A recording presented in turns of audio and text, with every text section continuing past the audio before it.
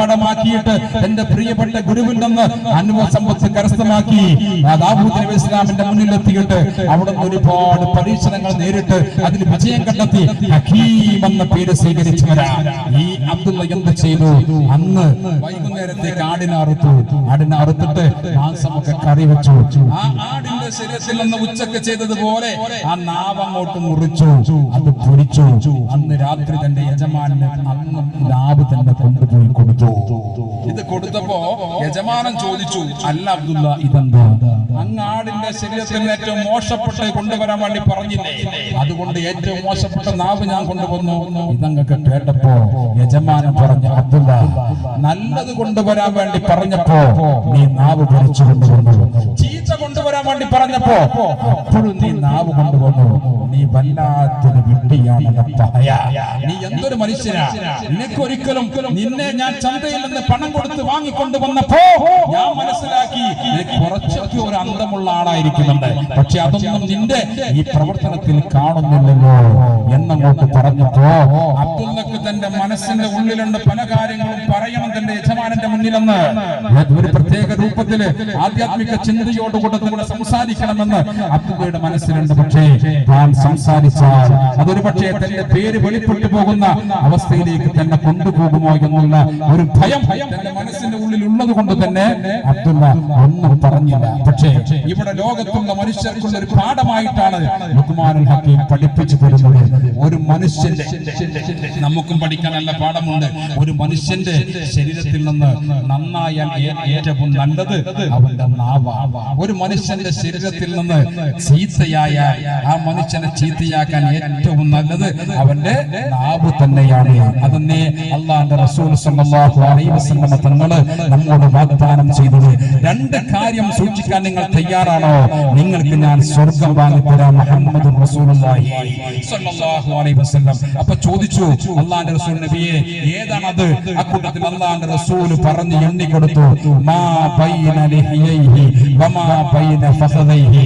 നിങ്ങളുടെ രണ്ട് താടിയലിന്റെ ഉള്ളിൽ കിടക്കുന്ന അവയവമുണ്ടല്ലോ, ആ അവയവം നിങ്ങൾ നന്നായാൽ ഏറ്റവും നിങ്ങൾ നന്നാക്കാൻ പറ്റിയതാണ്, ചീത്തയാക്കാനും പറ്റിയതാണ്. അതുകൊണ്ട് നിങ്ങൾക്ക് സ്വർഗം വാങ്ങിത്തരാൻ ആ നാവിനെ നിങ്ങൾ സൂക്ഷിച്ചാൽ മതി എന്ന് മുഹമ്മദ് മുസ്തഫ പഠിപ്പിച്ചിട്ടുണ്ട്. എന്റെ പ്രിയപ്പെട്ടവരെ, ഇത് തന്നെയാണ് ഇവിടെ അബ്ദുള്ളയും കാണിച്ചു കൊടുക്കുന്നത്. ആടിന്റെ മാംസത്തിൽ നിന്ന് നല്ലത് എന്ത് ചെയ്തു? നാവ് കൊണ്ടുവന്നു. ചീത്ത എന്ത് ചെയ്തു? അപ്പോഴും നാവ് കൊണ്ടുവന്നു കൊടുത്തു. ഇത് യജമാനൻ അറിയില്ല. അങ്ങനെ ഇരിക്കുമ്പോഴാണ് യജമാനന്റെ ആ വീട്ടില് തന്റെ പ്രിയപ്പെട്ട അവിടുത്തെ തോഴിയത, യജമാനന്റെ പ്രിയപ്പെട്ട അവിടുത്തെ തോഴിയത ഒരു അത്ഭുതത്തിലേക്ക് നീങ്ങുകയാണ്. പ്രസവത്തിനടുത്തപ്പോൾ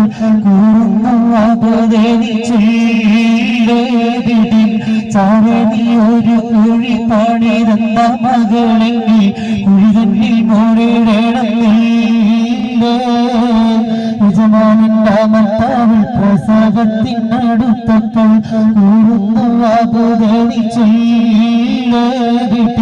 ചാരതി ഒരു കുഴി പണിതന്ന മകളെങ്കിൽ കുഴി തന്നിൽ മോടിടണമെന്നില്ല. യജമാനന്റെ പ്രിയപ്പെട്ട തോഴി, എന്റെ പ്രിയപ്പെട്ട പണം കൊടുത്ത് വാങ്ങിക്കൊണ്ട് ആ വീട്ടിലെ ജോലിയെല്ലാം ചെയ്യുന്നതായ ഒരു അടിമപ്പെണ്ണ് ആ വീട്ടിലുണ്ട്. യജമാനനെ ആ അടിമപ്പെണ്ണ് ഗർഭിണിയാണ്. ആ പെണ്ണ് അടിമപ്പെണ്ണ് പ്രസവത്തിന്റെ ദിവസങ്ങൾ ഇങ്ങനെ അടുത്തുകൊണ്ടിരിക്കുന്ന സമയമായിരിക്കുകയാണ്. അങ്ങനെ ഇരിക്കുമ്പോ യജമാനൻ തന്റെ പ്രിയപ്പെട്ട അബ്ദുള്ളയെ വിളിച്ചുകൊണ്ട് അബ്ദുള്ളയോട് പറയുകയാണ്, അബ്ദുള്ള, എന്റെ പ്രിയപ്പെട്ട തോഴി ഇതാ പ്രസവത്തിന്റെ ദിവസം അടുത്തു വന്നിരിക്കുകയാണ്. അതുകൊണ്ട് എനിക്ക് ഇപ്പോൾ 3 പെൺമക്കളുണ്ട്. ഇനി എന്റെ തോഴി പ്രസവിച്ചു കഴിഞ്ഞാൽ അവൾ പ്രസവിക്കുന്നത് ഒരു പെൺകുഞ്ഞാണെങ്കിൽ ആ കുഞ്ഞിനെ എനിക്ക് ആവശ്യമില്ല. അതുകൊണ്ട് നീ ഒരു കാര്യം ചെയ്യണം. അതെന്താണ് യജമാനനെ? മറ്റൊന്നുമല്ല, ആ കുഞ്ഞ് പെൺകുഞ്ഞാണ് എങ്കിൽ ആ പെൺകുഞ്ഞിനെ കുഴിച്ചു മൂടാൻ നമ്മുടെ വീടിന്റെ പിൻവശത്ത് ഒരു കുഴി നീ കുത്തണം. ഇത് പറയുന്നത് ആരോടാണ്? ലോകം ചുറ്റി സഞ്ചരിച്ച അല്ലാഹുവിന്റെ ആരിഫീങ്ങളിൽപ്പെട്ട ബഹുമാനപ്പെട്ട ലുഖ്മാൻ ഹക്കീം റളിയല്ലാഹു അൻഹുവിനോടാണ്. അറിഞ്ഞുകൊണ്ട് ഒരു ഉറുമ്പിനെ പോലും ഇന്നുവരെ നോവിച്ചിട്ടില്ല, ഒരു വേണ്ടാത്തൊരു പ്രവൃത്തിയിലേക്കും പോയിട്ടില്ല.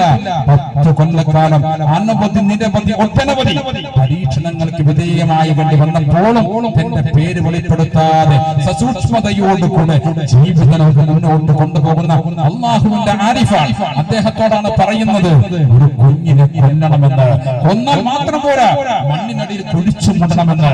ഒരു പെൺകുഞ്ഞാണെങ്കിൽ ഇതങ്ങോട്ട് കേട്ടപ്പോ അബ്ദുള്ളയുടെ മനസ്സിൽ വല്ലാത്ത വിഷമം വരികയാണ്. അബ്ദുള്ള ചിന്തിക്കുന്നു, തമ്പുരാനെ, എന്താണ് ഞാൻ ഈ അനുഭവിക്കുന്ന ഓരോ പരീക്ഷണങ്ങളും, നീ എനിക്ക് വിജയം നൽകണേ റബ്ബേ എന്നുള്ള ചിന്തയോടുകൂടെ മനസ്സുകൊണ്ടൊന്ന് പ്രാർത്ഥിക്കുകയാണ്. ഈ സമയത്ത് യജമാനന്റെ പ്രിയപ്പെട്ട അടിമ പ്രസവത്തിന്റെ അടുത്തെത്തുകയാണ്. ഈ സമയത്ത് യജമാനൻ പറഞ്ഞു, അബ്ദുള്ള, എത്രയും പെട്ടെന്ന് കുഴിയുടെ പണി നീ പൂർത്തിയാക്കണം. ഇത് കേട്ടപ്പോ അബ്ദുള്ള പറഞ്ഞു, യജമാനനെ, അങ്ങ് എന്ത് കാര്യം പറഞ്ഞാലും അനുസരിക്കാൻ ഈ ഉള്ളവൻ തയ്യാറാണ്, അടിയൻ അതിക്ക് റെഡിയാണ്.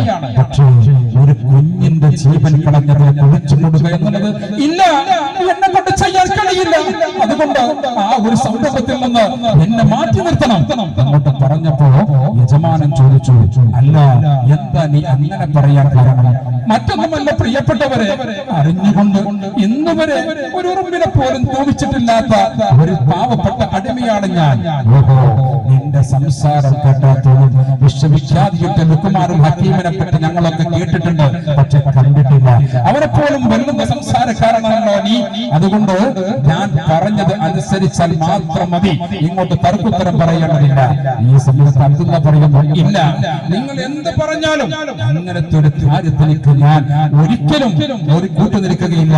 ആ കാര്യം മാത്രം എന്നോട്ട് പറയരുത് എന്നോട്ട് പറഞ്ഞപ്പോ, ആ യജമാനന്റെ മുന്നിൽ വെച്ച് തർക്കുത്തരം പറഞ്ഞപ്പോ അബ്ദുള്ളയുടെ ശരീരത്തിലത് യജമാനന്റെ ചാട്ടവാറ് കൊണ്ട് ശക്തമായിട്ട് അടിയോട് ഇടി അങ്ങനെ കൊടുക്കുകയാണ്. ഇതെല്ലാം തന്റെ ശരീരത്തിലേക്ക് ചാട്ടവാർ ഇങ്ങനെ കൊണ്ടങ്ങോട്ട് പതിക്കുമ്പോ അബ്ദുള്ള തന്റെ മനസ്സുകൊണ്ട് ഇങ്ങനെ ചിന്തിക്കുകയാണ്, തമ്പുരാനെ, അടിച്ച് യജമാനിൽ നിന്ന് ഒരുപാട് അടി കിട്ടി ഈ ശരീരവും മനസ്സും ഒന്ന് സ്ഫുടം ചെയ്തെടുത്താൽ എത്ര നന്നായിരുന്നു. ഈ അടി കിട്ടിയ ഭാഗത്തൊന്നും ഒരിക്കലും നാളെ പടച്ച റബ്ബിന്റെ അടിക്കുന്ന ശിക്ഷ എനിക്ക് ലഭിക്കില്ലല്ലോ എന്നുള്ള ചിന്തയിൽ മനസ്സുകൊണ്ട് അബ്ദുള്ളയതാ സമാധാനിക്കുകയാണ്. അടി കിട്ടിയിട്ടും അബ്ദുള്ള ആ ജോലിക്ക് മുതിർന്നില്ല. അബ്ദുള്ളയെ ആ ജോലിക്ക് കിട്ടില്ല എന്ന് മനസ്സിലായപ്പോ യജമാനൻ എന്ത് ചെയ്തു? ആ ഭാഗം അങ്ങോട്ട് നിർത്തിവെച്ചു. ആ ജോലി മറ്റൊരാളെ ഏൽപ്പിക്കുകയാണ്. അങ്ങനെ അത് അവസാന യാമങ്ങളിലേക്ക് എത്തിച്ചേർന്നപ്പോൾ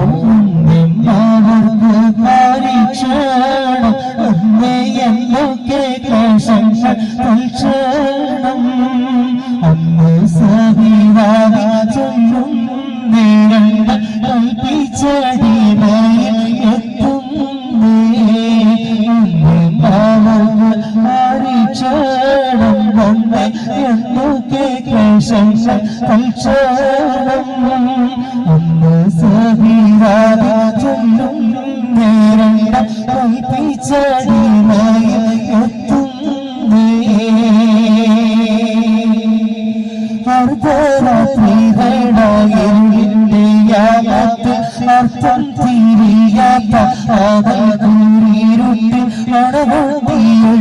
മോഹത്തിന്റെ അതും ചെയ്യിക്കുന്ന യാമത്ത് ചെന്നാലെ ആനയിത്താനേ ചൂടുള്ള അബ്ദുള്ളയുടെ ആശ തടുക്കേണം ചെക്കില്ല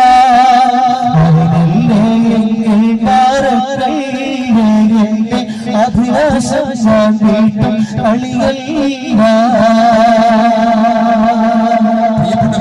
അങ്ങനെ ദിവസങ്ങളിൽ ഇങ്ങനെ കൊഴിഞ്ഞു പോയിക്കൊണ്ടിരിക്കുകയാണ്.